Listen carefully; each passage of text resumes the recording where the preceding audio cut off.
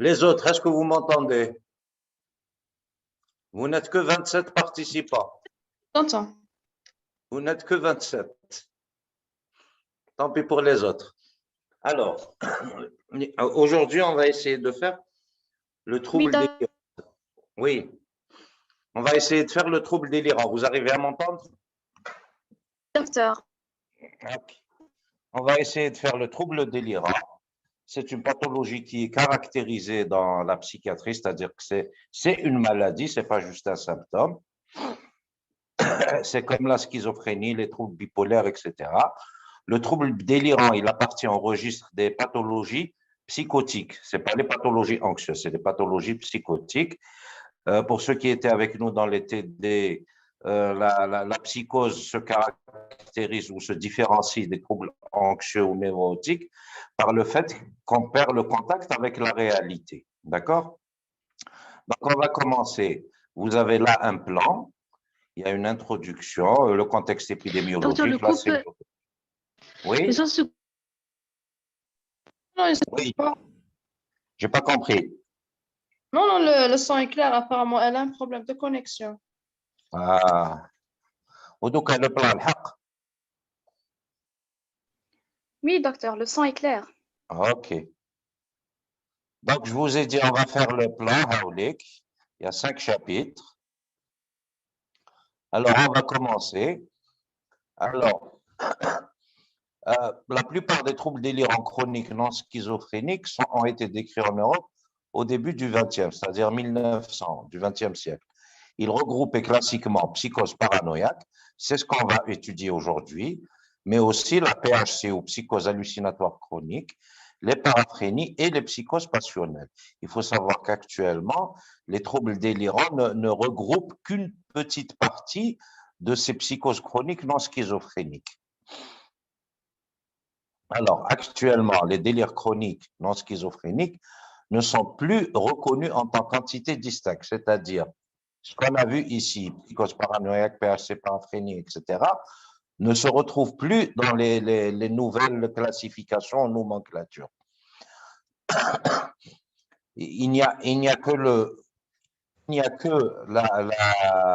le délire chronique qui est retrouvé.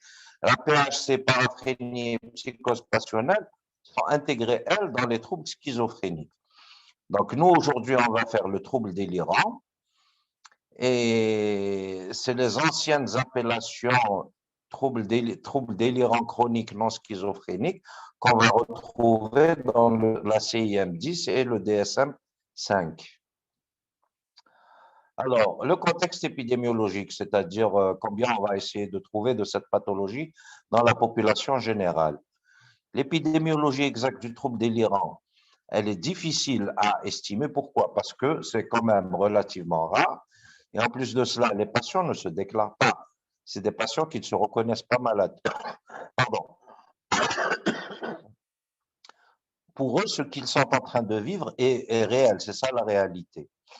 Le trouble délirant peut être sous-évalué car c'est des patients qui ne recherchent pas une aide psychiatrique, c'est ce qu'on vient d'expliquer. Et la prévalence est estimée actuellement à 0,02 à 0,03% en population générale, ce qui est quand même assez bas. Mais en population psychiatrique, c'est-à-dire quand vous ne recrutez, quand vous faites votre étude que dans une population psychiatrique, il faut augmenter de 10, c'est-à-dire ça va être 0,2 à 0,3%.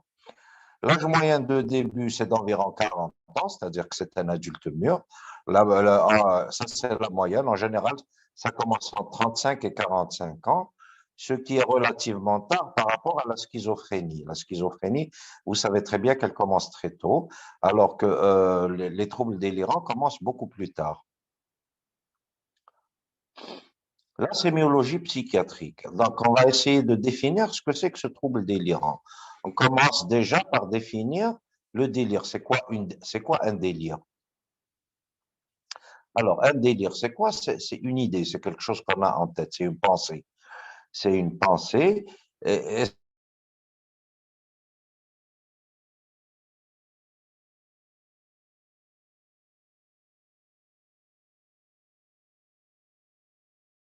c'est du Descartes. Je pense, donc je suis, si je pense à côté, si je pense de façon fausse, ça veut dire que moi aussi, je suis à côté de la plaque, si vous voulez, à côté de la réalité.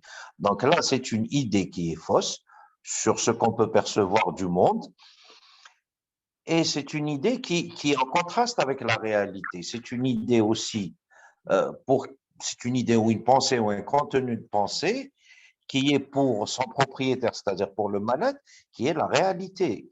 On peut pas lui dire que ça, non, c'est pas la vérité, c'est autre chose. C'est ce qu'on dit, une conviction inébranlable. On est convaincu et personne ne vient ébranler cette conviction-là. Elle est aussi inaccessible au raisonnement ou à la contestation par les faits. C'est-à-dire, même si des personnes viennent vous dire on va essayer de vous raisonner, non, c'est pas la réalité, voilà là où tu te trompes, regarde les faits, regarde la réalité comment elle est. Eh bien non, notre malade, il est toujours convaincu de que son idée est vraie. Alors, pour lui, c'est une évidence interne, c'est-à-dire c'est clair, net et précis, dans sa tête à lui, c'est comme ça. Elle peut être plausible, c'est-à-dire non bizarre. Euh, et c'est ce qui la différencie aussi de la schizophrénie. Plausible, ça veut dire qu'on peut y croire, qu'on peut même y adhérer, qu'on peut même délirer avec cette personne-là. Mais c'est une idée qui n'est généralement pas partagée par le groupe socioculturel du sujet.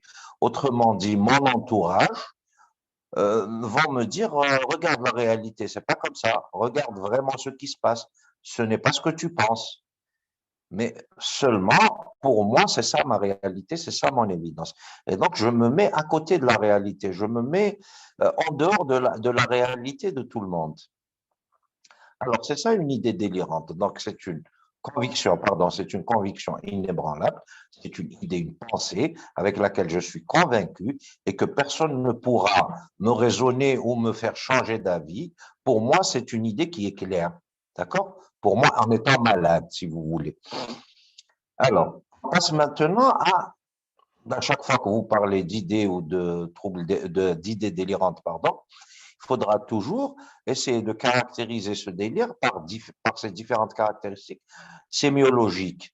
C'est-à-dire, la première, c'est essayer de caractériser par le thème. Le thème, c'est quoi? C'est le sujet. C'est-à-dire de quoi va parler cette idée délirante. Quelle est l'idée qui va être développée dans cette idée délirante, si vous voulez. Alors, les thèmes les plus fréquemment, c'est-à-dire les sujets les plus fréquemment retrouvés, sont la persécution. On est persécuté. J'ai l'idée qu'il y a une personne ou il y a quelqu'un qui me veut du mal. C'est ça la persécution. On me veut du mal et on va utiliser plusieurs méthodes pour me nuire. Ou bien encore la grandeur. Je suis persuadé d'être meilleur que les autres, d'avoir un don, d'être plus fort que les autres, etc. C'est aussi de la mégalomanie. L'érotomanie, c'est quand on est convaincu qu'il y a une personne qui nous aime. Et même si cette personne-là ne nous aime pas, nous, on est sûr qu'elle nous aime. La jalousie, c'est quand on est convaincu que son partenaire nous est infidèle, que notre partenaire nous est infidèle. Enfin, le délire somatique, là, c'est un délire dont le thème va concerner le fonctionnement des organes. On va penser qu'un organe ne fonctionne plus, qu'on est en train de se transformer ou bien qu'on a eu un accident. La réalité, on a eu un accident, mais on m'a remboursé à moins que ce que je mérite, par exemple. Ensuite, après le délire, ça c'est la première caractéristique du délire. Après cela, c'est les mécanismes, c'est-à-dire comment j'en suis arrivé à construire mon idée délirante, mon idée fausse. Alors, il faut savoir que dans le trouble délirant chronique ou les délires chroniques, il faut savoir que c'est principalement de l'interprétation. Autrement dit, c'est des choses qui arrivent réellement à l'extérieur, mais moi, je leur donne une signification qui est fausse, une signification qui va dans le sens de mon idée, qui va renforcer mon idée. Par exemple, si on donne un exemple d'interprétation, je suis en train de marcher dans la rue, je vois quelqu'un qui salue de mon côté ou quelque chose comme ça, eh ben moi, je vais dire, ah, il est en train de me montrer, il est en train d'indiquer où je suis à mes persécuteurs. Si je vois un écriteau, n'importe quel écriteau, je vais dire, ah, ça m'est destiné, c'est pour me nuire. Ensuite, ça, c'est le principal mécanisme. Ensuite, vous avez l'intuition. L'intuition, c'est, je suis sûr que c'est comme ça. C'est ça l'intuition. C'est comme ça et pas autrement. Ça n'a pas besoin d'explication. Et l'imagination, ben, vous savez ce que c'est que l'imagination.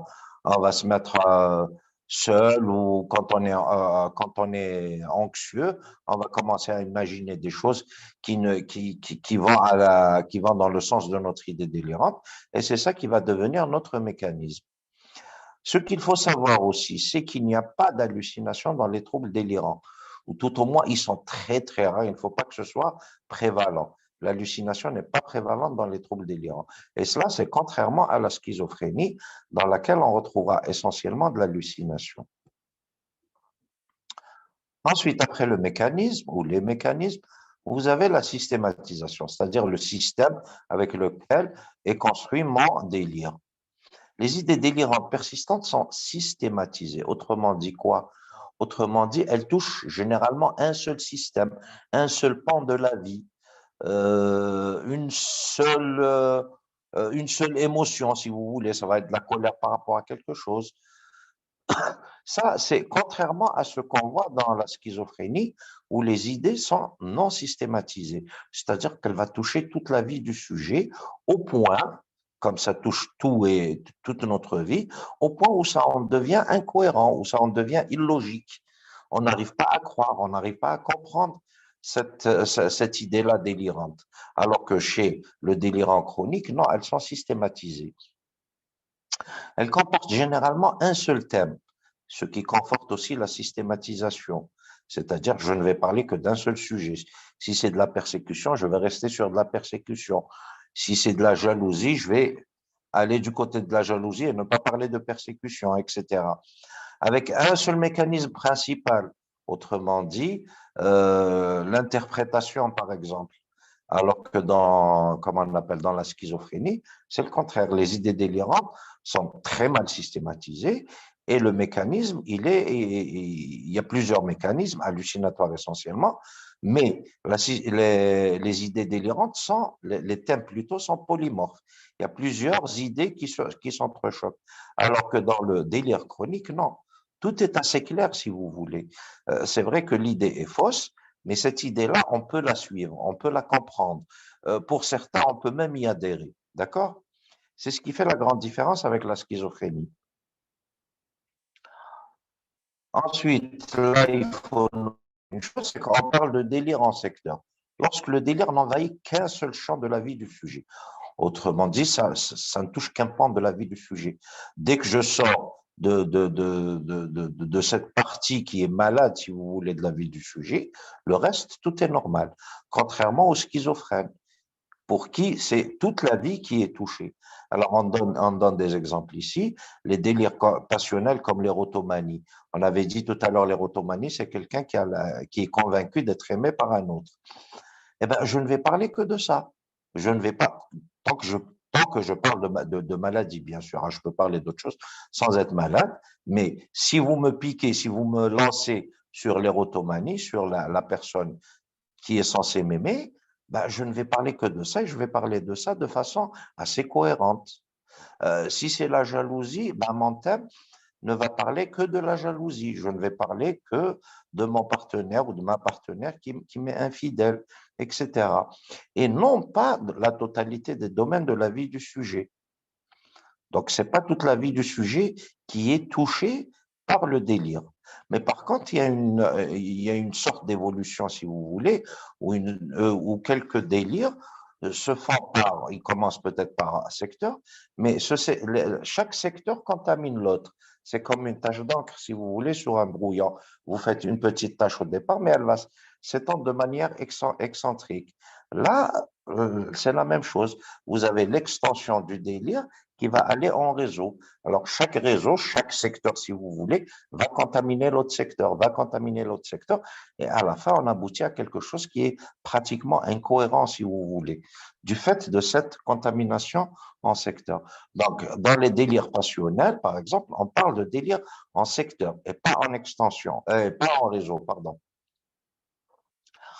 Ensuite, je vais parler de l'adhésion. L'adhésion, ça veut dire est-ce que j'y crois ou j'y crois pas à ces idées-là.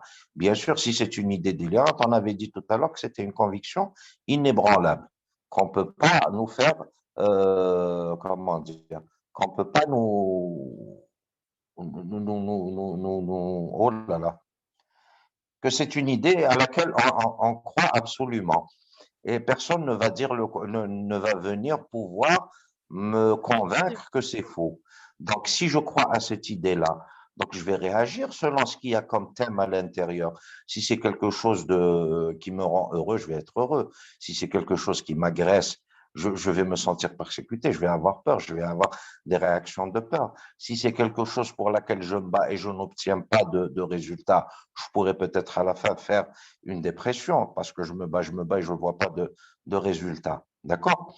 Donc, cette personne-là, elle adhère complètement à ses croyances et comme elle adhère à ses croyances, elle va participer. C'est ce que je viens d'expliquer un peu. Elle va participer de façon affective avec un retentissement sur cette personne-là. Elle peut devenir carrément, à un moment, elle peut devenir carrément dangereuse. Maintenant, une fois qu'on a parlé de la sémiologie, c'est-à-dire on a caractérisé qu'est-ce que c'est qu'une idée délirante ou bien un délire, on va parler du trouble, c'est-à-dire je vais parler du trouble délirant, autrement dit, de la maladie carrément. Alors, le trouble psychiatrique, pour faire le diagnostic, alors pour faire le diagnostic positif, il faudrait que ces idées délirantes soient non bizarres, c'est-à-dire que le contenu du délire apparaisse relativement plausible, c'est-à-dire qu'on puisse le comprendre, qu'on puisse dire ah peut-être que c'est vrai. Et ces idées-là doivent persister plus d'un mois. C'est pas juste une idée d'un jour ou 2 jours pendant lesquels j'étais, je sais pas, moi j'étais fatigué, j'étais malade, et je me sentais persécuté. D'accord? Ça dure un jour, 2 jours. C'est pas pour autant qu'on va dire de moi que je suis délirant chronique. Pour être délirant chronique, il faudrait que ça dure plus d'un mois. Ensuite, il faudrait pas qu'il y ait d'hallucination. Là, on est en train de la définir en négatif par rapport à la schizophrénie. D'accord? Il ne faudrait pas qu'il y ait d'hallucination. On avait dit que c'est surtout l'interprétation qui prédomine. Qu'il n'y ait pas de syndrome de désorganisation, de syndrome négatif, contrairement à la schizophrénie. Autrement dit, je ne vais pas devenir, je ne vais pas m'isoler, ne plus aller travailler. Je ne vais pas me laisser aller devenir sale, par exemple, ne pas se laver, ne pas s'occuper de sa propreté. Et du fait de cette absence de syndrome de désorganisation, le trouble délirant chronique, il est généralement associé à un retentissement moins marqué du fonctionnement. Autrement dit, c'est quelqu'un qui, en dehors de cette partie de sa vie mentale, affective, etc., qui est malade, tout le reste est bien. Autrement dit, c'est quelqu'un qui pourrait avoir une vie sociale, une vie professionnelle qui pourrait être plus ou moins normale avec quelques petites caractéristiques. D'accord? Alors que le schizophrène, non, quand il est malade, c'est le tout qui est malade. C'est pas juste une partie de sa vie qui est malade.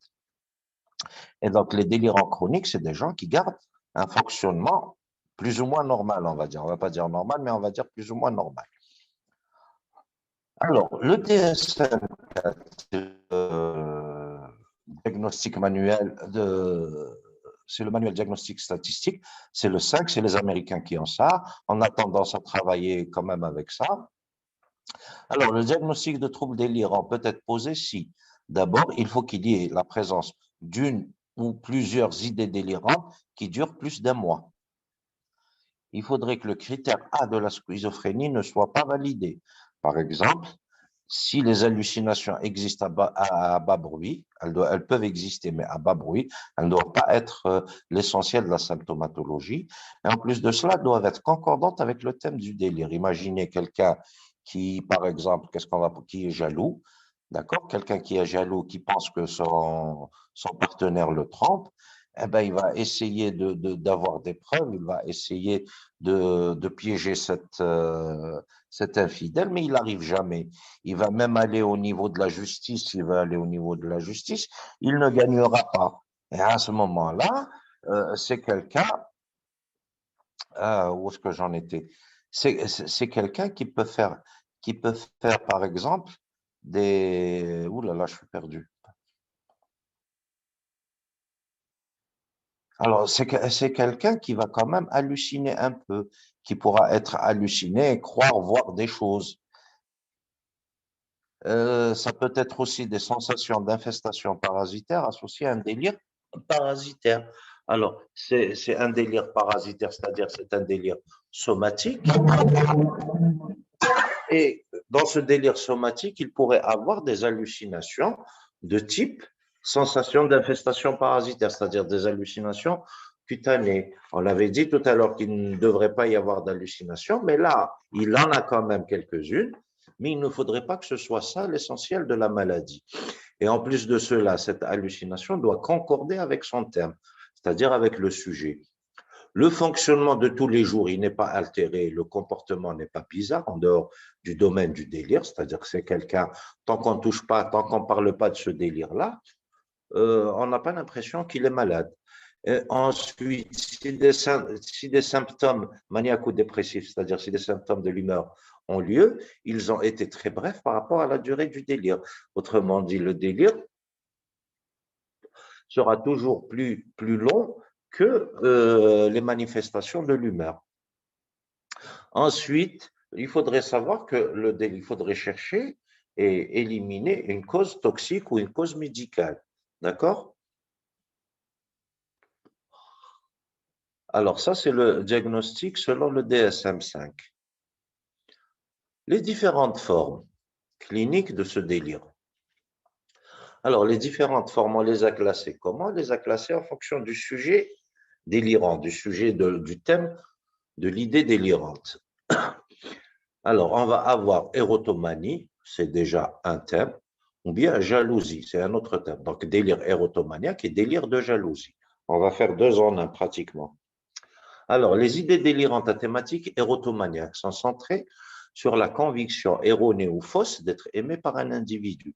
Autrement dit, la personne érotomane, elle est sûre d'être aimée par un individu, par une autre personne. Généralement, cette autre personne est de statut plus important. Ça peut être son médecin, son professeur, quelqu'un qui a un rang dans la société plus important que le sien.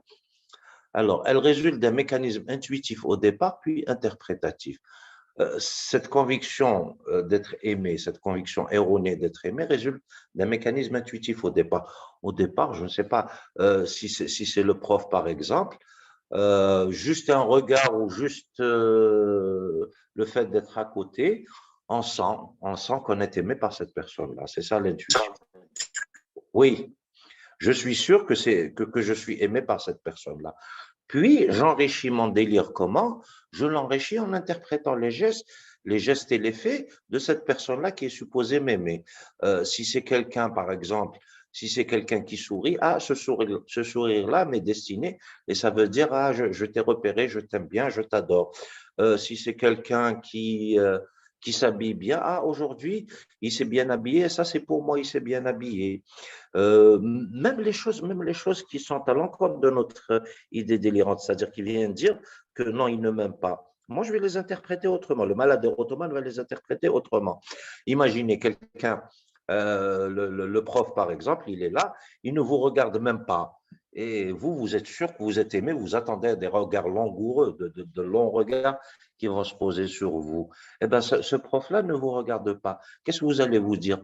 Vous allez interpréter ça d'une autre manière. Vous allez vous dire, ah non, il fait attention à ne pas me regarder pour que les autres ne sachent pas qu'on est amoureux, qu'il nous aime, d'accord? Ou bien, il ne nous regarde même pas parce qu'il y a sa femme qui est juste à côté, c'est pour ça qu'il fait semblant de ne pas. C'est-à-dire, je tourne tout ça à l'avantage de mon délire. Ces idées délirantes sont plus fréquentes chez les femmes, on en voit de temps à autre chez les hommes, mais c'est surtout les femmes qui sont érotomanes. Et au départ, dans la description initiale, les idées délirantes, elles évoluaient en trois phases. D'abord, une longue phase d'espoir, c'est-à-dire la première partie de l'érotomane, ça va être quoi? Ça va être l'espoir. Ah, il m'aime, même s'il ne me regarde pas, je sais qu'il m'aime. Bientôt, il va se déclarer, bientôt, il va me dire je t'adore, je ceci, je cela. Ensuite, vous avez une phase de dépit. Là, je commence à m'énerver. Pourquoi est-ce qu'il ne me regarde plus? Pourquoi est-ce qu'il tarde à se déclarer? Pourquoi? À déclarer sa flamme pour moi. Mais je garde toujours un espoir. Je garde toujours un petit espoir pour dire, ah non, ça va changer. Et puis enfin, une phase de rancune. Et là, j'ai perdu espoir. je suis sûr que cette personne-là ne va pas se déclarer. Et à ce moment-là, qu'est-ce qu'il va faire? Les risques de passage à l'acte deviennent très importants. Ça va être des injures et des menaces. Ça va être, je peux aller faire le pied de grue devant chez lui, je peux l'insulter devant tout le monde, etc. Et je peux même passer à l'acte sur lui ou sur la prétendue rivale. S'il a une femme ou autre, je peux aller agresser cette femme-là pour le libérer. Et là, c'est le risque de passage à l'acte qui est très important. Et à ce moment-là, l'hospitalisation sous contrainte devient justifiée. Une hospitalisation sous contrainte, ça veut dire une hospitalisation qui a été ordonnée par quelqu'un. Chez nous, en Algérie, ça peut être la justice, comme ça peut être l'administration au travers du wali. Sous contrainte veut dire aussi qu'on est obligé d'y obéir. Ce n'est pas nous qui y allons. Hein. Voilà pour ce qui est de l'érotomanie. Maintenant, les idées délirantes de jalousie. Les idées délirantes de jalousie, là, je suis sûr que mon partenaire m'est infidèle. C'est souvent plus fréquent chez les hommes. Alors, l'homme, du jour au lendemain, il va se mettre à se dire que son épouse ou sa partenaire le trompe. Il est sûr qu'elle le trompe. C'est une intuition au départ. Ensuite, il va essayer de rechercher les preuves de cette tromperie, de cette infidélité. Qu'est-ce qu'il va faire? Il va se mettre à fouiller, par exemple, les affaires de sa partenaire. Il va essayer d'observer son corps. Est-ce qu'elle porte des marques de bleu, etc. Il va essayer de voir son comportement. Pourquoi est-ce qu'elle téléphone? Pourquoi elle se cache pour téléphoner, par exemple? Ou bien aller vérifier sur son téléphone. Il va lui dire, je vais rentrer aujourd'hui, je vais rentrer très tard, alors que finalement, il rentre très, très tôt pour essayer de la surprendre. Il va lui dire, je pars au boulot, il va se mettre au coin de la rue et surveiller si elle sort de la maison. D'accord? Donc, c'est quelqu'un qui va être à la recherche de preuves pour s'assurer de cette infidélité. On dit là qu'elle est favorisée par un contexte d'alcoolodépendance, c'est-à-dire chez les alcooliques, c'est beaucoup plus fréquent. Pourquoi? Parce que vous savez très bien que la consommation chronique d'alcool chez l'homme, elle diminue, même chez la femme d'ailleurs, elle diminue la puissance sexuelle. Donc, c'est des gens qui ne pourront pas avoir autant de rapports sexuels qu'ils veulent. C'est des gens qui vont être même impuissants par moments. C'est des gens aussi qui, pendant les alcoolisations importantes, quand ils sont ivres, ils peuvent avoir comme ça des petites illusions, pour ne pas dire des hallucinations, dans lesquelles il peut sentir comme si que sa femme était sortie voir quelqu'un, ou bien comme si qu'il y avait quelqu'un dans la chambre. Et tout ça va permettre à ce délire de se construire et de se renforcer. Et vous vous en doutez, ces personnes-là sont très dangereuses vis-à-vis non seulement de leur partenaire, mais aussi du prétendu amant, du prétendu rival. Ils peuvent passer à l'acte facilement et on en recrute beaucoup au niveau de notre unité. Hein.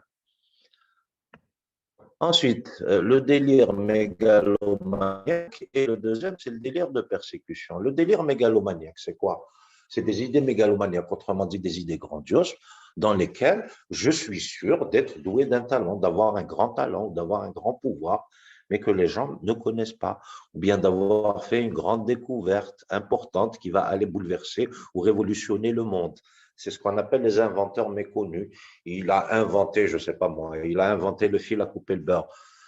Et il va se dire que grâce à ça, je vais révolutionner le monde. Et personne ne doit connaître cette invention parce qu'on risque de me la voler. Et quand on parle de ça, je vais dire, je vais un peu détailler mon invention, mais sans pour autant vous donner l'exactitude de cette invention-là parce que vous risquez de me la voler. Ensuite, les idées délirantes de persécution, c'est ce qu'on appelait auparavant la paranoïa. C'était ça, la paranoïa, surtout chez les Français. Hein. Les idées délirantes de persécution, là, je suis sûr, je suis convaincu d'être victime d'un complot. Il y a des gens autour de moi qui veulent me nuire, qui veulent m'empêcher d'aboutir, de faire aboutir des projets personnels. On veut m'empêcher de me marier. Ce qu'on dit en Algérie, c'est que j'ai pas de chance. Souvent, c'est comme ça. Les autres ont voulu me gêner dans ma progression, par exemple. Ce qu'il faut savoir, c'est que le terme de paranoïa n'existe plus dans le DSM, contrairement à la CIM. Hein.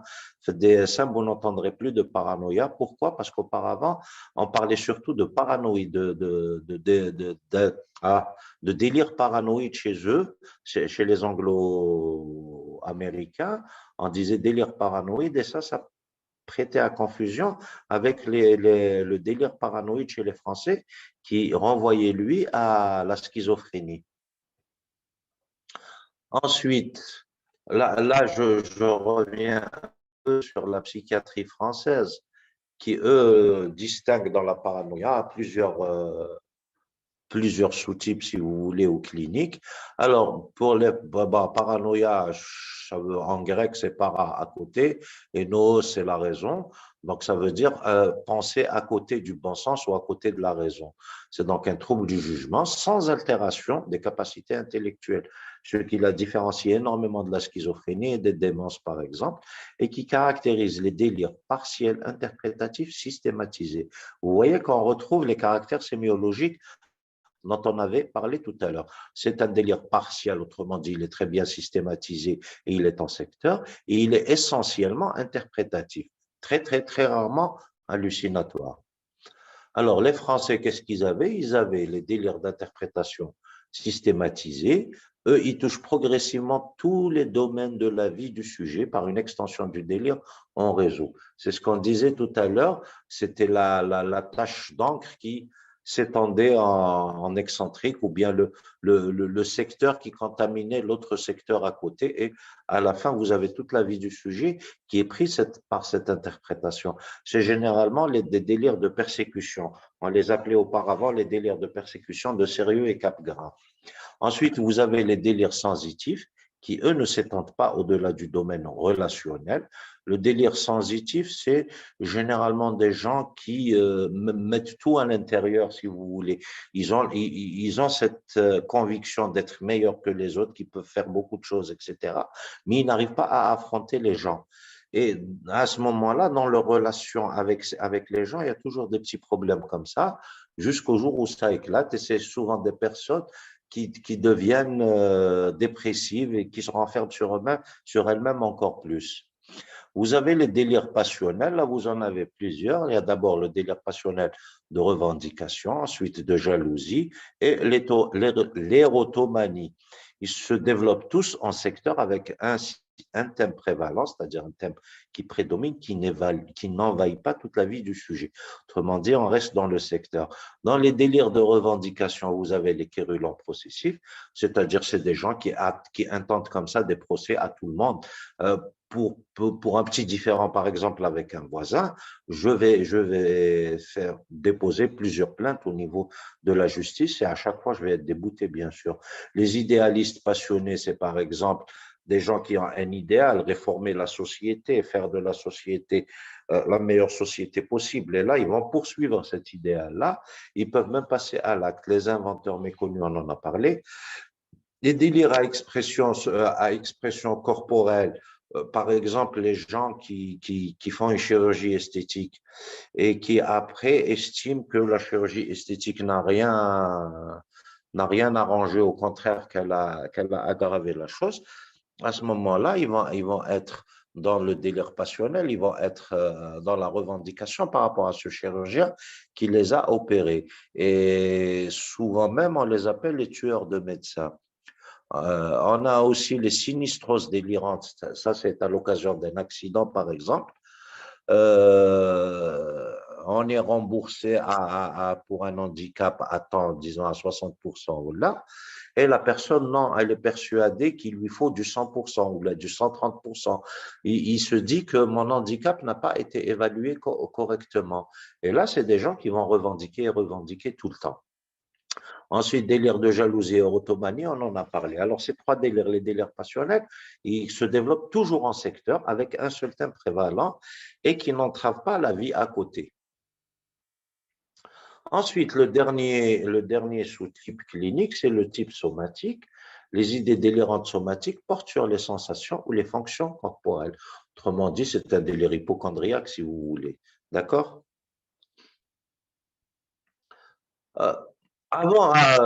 Pour conclure que c'est un délire chronique, il faudrait d'abord éliminer la schizophrénie, c'est ce qu'on a fait depuis tout à l'heure, ou encore le trouble schizoaffectif, c'est-à-dire une schizophrénie avec des troubles de l'humeur, un trouble de l'humeur tout seul, ou encore certaines personnalités, notamment le trouble personnalité paranoïaque, trouble personnalité borderline et l'antisocial. Alors, ces trois personnalités se caractérisent par un passage à l'acte qui est facile, comme pour nos malades délirants chroniques. Le problème se pose surtout avec la personnalité paranoïaque, parce que lui, sans être délirant, sans avoir cette idée-là, cette conviction fausse, il reste quand même très, très proche du malade délirant chronique. L'expression est pratiquement la même, sans pour autant qu'il y ait de délire franc. Et ce n'est qu'une fois que le délire est franc qu'on passe à la maladie. Là, il faudrait faire attention et voir euh, et savoir éliminer ce qui n'est pas délire avant de dire que c'est de la maladie. C'est juste une personnalité pathologique de type paranoïaque. Les autres diagnostics non différentiels, d'abord différentiels non psychiatriques, les troubles médicamenteux, la L-Dopa, le baclofène, les troubles neurologiques, confusion, AVC, encéphalite, épilepsie focale, syphilis 3, souvent ça s'accompagne d'autres troubles neurologiques, tels que les troubles de la vigilance, d'autres maladies telles que la maladie de Wilson, la maladie de Niemann-Pick, surtout celle de type C, dans laquelle on rajoute à côté, avec l'idée délirante, on rajoute la splénomégalie, la paralysie supranucléaire, etc. La prise en charge psychiatrique. Alors, l'hospitalisation en psychiatrie, vous allez me dire que c'est des gens qui doivent être hospitalisés parce que c'est des gens qui risquent de poser des problèmes. Mais seulement ces gens-là ne veulent pas consulter. C'est rare quand ils viennent consulter. Et quand c'est la famille qui veut les hospitaliser, ben, cette hospitalisation-là risque de se retourner contre cette famille qui a demandé. Il va se dire, ah voilà, la preuve qu'on me veut du mal, la preuve que ces gens-là, que j'ai raison, qu'on veut atteindre à ma dignité, atteindre à mon intégrité physique, à ma réussite, etc. Là, ça, c'est les thèmes délirants. Et donc, c'est des gens pour qui l'hospitalisation se fait surtout sous contrainte, c'est-à-dire ce n'est pas la famille qui la demande, mais plutôt le maire, non, mais plutôt le wali, par exemple, par voie administrative, ou bien par voie légale, le juge. Ça passe un peu mieux. Alors, pose de nombreux problèmes sur le plan thérapeutique. Pourquoi? Parce que l'hospitalisation va accentuer le sentiment de persécution. C'est quelqu'un qui va perdre sa liberté à l'hôpital. C'est quelqu'un qui ne va pas faire ce qu'il veut, qui n'a pas envie d'être hospitalisé, mais qui va être hospitalisé. Et à ce moment-là, il va pouvoir dire aussi que voilà, la preuve, c'est que vous voulez m'hospitaliser alors que moi, je ne suis pas malade. Et il risque même de se retourner sur l'équipe médicale et réclamer une réparation disproportionnée par rapport à un préjudice qui est délirant, qui n'est même pas vrai. L'hospitalisation, bon, pour éviter tout ça, c'est l'hospitalisation sous contrainte. Ce n'est pas nous qui avons demandé l'hospitalisation, c'est le wali, c'est le juge. Et ça, c'est préférable à l'hospitalisation à la demande d'un tiers, c'est-à-dire souvent c'est la famille qui risque d'être désignée comme persécuteur par la suite. L'indication d'hospitalisation, c'est quoi? C'est le danger pour sa sécurité à lui déjà, et on avait dit tout à l'heure qu'il pouvait faire des dépressions, mais aussi pour la sécurité des autres. On avait vu l'exemple du jaloux qui pouvait tuer son épouse ou sa partenaire et qui pouvait tuer le rival. La même chose pour les tueurs de médecins, etc. Et aussi des troubles à l'ordre public. C'est des gens, par exemple, les quérulents processifs, ils ne vont jamais s'arrêter de déposer plainte, d'aller casser les pieds, excusez-moi le terme, au procureur, etc. Ça, c'est des troubles à l'ordre public. Une fois qu'ils sont hospitalisés, qu'est-ce qu'on fait? On leur donne des antipsychotiques. On leur donne des neuroleptiques, deuxième génération, c'est plus préférable. Alors, on va utiliser les mêmes médicaments pour la schizophrénie, donc on va prendre les mêmes précautions avant de prescrire, mais seulement on va donner de plus faibles doses par rapport aux schizophrènes. Pourquoi? Parce que souvent, c'est des gens qui sont très sensibles à ces médicaments-là, et c'est aussi des patients qui gardent une certaine lucidité par rapport à la maladie. par rapport à la réalité, et quand ils ressentent les effets secondaires des médicaments, ils ne vont, à coup sûr, ils ne vont jamais être compliants au traitement. Ils vont peut-être le prendre au niveau de l'hôpital, mais dès la sortie, ils ne vont pas le prendre. C'est pour ça qu'on préfère donner des médicaments à très très faible dose, mais parfois on est contraint de mettre d'assez grandes doses pour certains, hein. Alors, les médicaments antipsychotiques, qu'est-ce qu'ils vont faire? Ils vont atténuer les actions délirantes, c'est-à-dire ils vont un peu abraser plus. Il ne faut pas croire que les antipsychotiques arrêtent. Pourquoi? Parce que pour certains d'entre vous, on avait parlé des médicaments antipsychotiques qui sont surtout hallucinolytiques, c'est-à-dire ils lisent les hallucinations, ils enlèvent les hallucinations. On a dit qu'il n'y avait pas d'hallucination, il y a surtout de l'interprétation. Donc, le délire, il est construit grâce à l'interprétation, interprétation qui n'est pas sensible aux antipsychotiques. Donc, on a très peu de prises sur le délire, très peu de prises médicales sur le délire chronique. On a de moins bons résultats, si vous voulez, que chez les schizophrènes. D'accord? Mais seulement, on arrive quand même à atténuer cette conviction, c'est-à-dire à prendre un certain recul par rapport à cette idée délirante. Ça nous permet aussi de diminuer l'angoisse et de réduire surtout l'agressivité du patient. On peut associer ce traitement-là à un antidépresseur, surtout si je retrouve un épisode dépressif majeur, par exemple. C'est intéressant de le mettre. Ensuite, la psychothérapie, l'essentiel de la psychothérapie, c'est surtout essayer d'avoir un rapport de confiance ou établir un lien de confiance avec le patient, entre le patient et le thérapeute, ce qui n'est pas chose aisée chez ces patients-là. C'est des patients qui se caractérisent par beaucoup, beaucoup de méfiance. C'est des gens, imaginez quelqu'un qui est tout le temps persécuté, à chaque fois que vous voulez l'approcher, qu'est-ce qu'il va se dire? Il va se dire, qu'est-ce qu'il me veut celui-là? Il ne veut que du mal. Et donc, pour essayer d'établir un rapport de confiance là, ce n'est pas évident, mais il faut toujours essayer de le faire. Il faut préférer la thérapie individuelle à la thérapie de groupe. Pourquoi? Dans un groupe, il peut être l'objet d'analyse d'autres personnes, etc. Il faut toujours mettre des thérapies de soutien, c'est-à-dire dramatiser la chose, lui permettre de vivre sa vie normalement. Aussi, pratiquer des thérapies comportementales ou cognitives quand on a des symptômes qu'on peut cibler. D'accord? Parce que la thérapie comportementale ou la thérapie cognitive, c'est surtout cibler un symptôme et cibler une cognition, c'est-à-dire une façon de penser et lui trouver d'autres façons de voir la chose. C'est pas évident chez ces patients-là. Ou encore les dernières thérapies, c'est les thérapies d'acceptation et d'engagement qui peuvent être proposées, mais jusqu'à présent, on n'a pas beaucoup de recul par rapport à ça. Les thérapies d'acceptation, c'est accepter sa vie comme elle est, c'est-à-dire accepter d'être malade, accepter de vivre cette vie-là et essayer de la changer par la suite. Parce qu'on nous dit souvent que quand on accepte la chose, c'est déjà un premier pas pour la guérison. Et je vous remercie. Si vous avez des questions, vous pouvez les poser maintenant, hein. Docteur, s'il vous plaît. Oui, oui. Sur le délire chronique, est-ce Hein. qu'on peut avoir ces maniaques ou dépressifs qui peuvent être greffés? Parce qu'il y a une Je phrase vais dans pas. le cours que c'est pas bien compris. Oui. Je vous ai dit, on peut avoir, d'accord, mais je ne vais pas avoir la même chose que dans un trouble bipolaire. Ça ne va pas être du 3 mois ou 4 mois ou 5 mois d'évolution, d'accord? Ça va être sur l'ordre d'une semaine, 2 semaines, et ensuite, c'est le trouble délirant qui reprend le dessus. Le trouble délirant, il est toujours plus important que le trouble de l'humeur, d'accord? Que ce soit le trouble maniaque ou le trouble dépressif, d'accord? Ce n'est, si vous voulez, qu'un épiphénomène que quelque chose qui accompagne le trouble délirant. Le trouble délirant, il est là, c'est lui le plus grand, mais on peut avoir par moment des périodes où je suis en élation, excité, etc. Imaginez l'érotomane au départ. L'érotomane au départ dans la phase d'espoir, par exemple. dans la phase Oui. d'espoir, qu'est-ce qu'il va vous dire?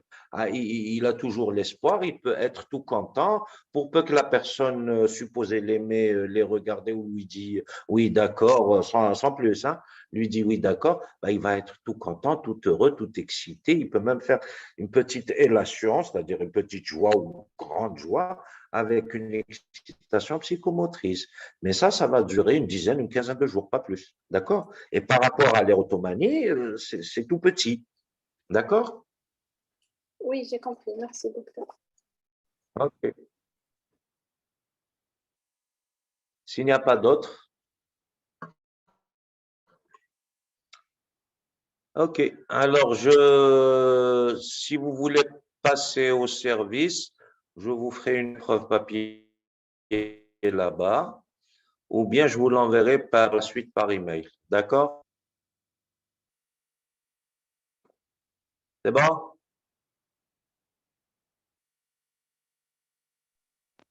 Super, merci beaucoup. Je vous en prie. Au Merci. revoir. Bonne soirée. Bonne soirée.